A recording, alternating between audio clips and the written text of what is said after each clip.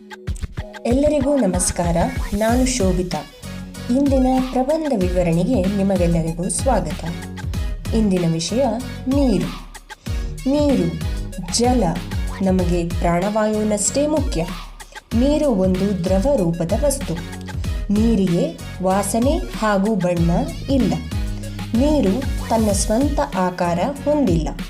ನೀರು ಯಾವ ವಸ್ತುವಿನಲ್ಲಿ ಸಂಗ್ರಹಿಸುತ್ತೇವೆ ಅದರ ಆಕಾರವನ್ನು ತಾಳುತ್ತದೆ. ಭಾರತದಲ್ಲಿ ನದಿಯನ್ನು ದೇವರೆಂದು ಪೂಜಿಸುತ್ತಾರೆ. ನದಿಯಲ್ಲಿನ ನೀರು ಹರಿದು ಸಮುದ್ರವನ್ನು ಸೇರಿ ಬಿಸಿಲಿಗೆ ಆವಿಯಾಗಿ ಮತ್ತೆ ಮುಂದೆ ಮಳೆಯಾಗಿ ಪುನಃ ಭೂಮಿಯನ್ನು ಸೇರುತ್ತದೆ.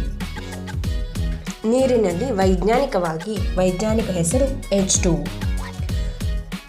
ಗಂಗೆ ಚ ಯಮುನೆ ಚೈವ ಗೋದಾವರಿ ಸರಸ್ವತಿ ನರ್ಮದೆ ಸಿಂಧು ಕಾವೇರಿ ಜಲೇಸ್ಮಿನ್ ಸನ್ನಿಧಿಂ ಕುರು.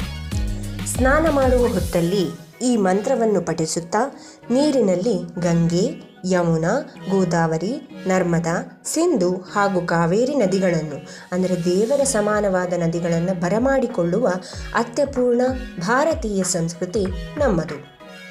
ಹಲವಾರು ಕಡೆ ನೀರು ಈಗ ಕಲುಷಿತಗೊಂಡಿದೆ.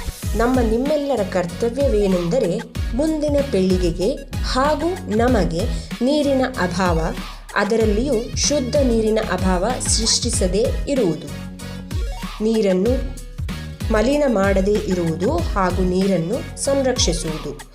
ಭೂಮಿಯಲ್ಲಿ ಹಾಗೂ ಮನುಷ್ಯನ ದೇಹದಲ್ಲಿ ಇರುವ ಅತಿಯಾದ ಅಂಶ ಎಂದರೆ ನೀರು. ದೇವತೆಯಂತಹ ನೀರನ್ನು ಉಳಿಸೋಣ, ಎಲ್ಲರಿಗೂ ಮಾದರಿಯಾಗೋಣ. ಇಲ್ಲಿಗೆ ಇಂದಿನ ಪ್ರಬಂಧ ವಿವರಣೆ ಮುಗಿದಿದೆ. ಮುಂದಿನ ಪ್ರಬಂಧ ವಿವರಣೆಯೊಂದಿಗೆ ನಿಮ್ಮನ್ನು ಭೇಟಿಯಾಗುತ್ತೇನೆ. ಅಲ್ಲಿವರೆಗೆ ಧನ್ಯವಾದಗಳು.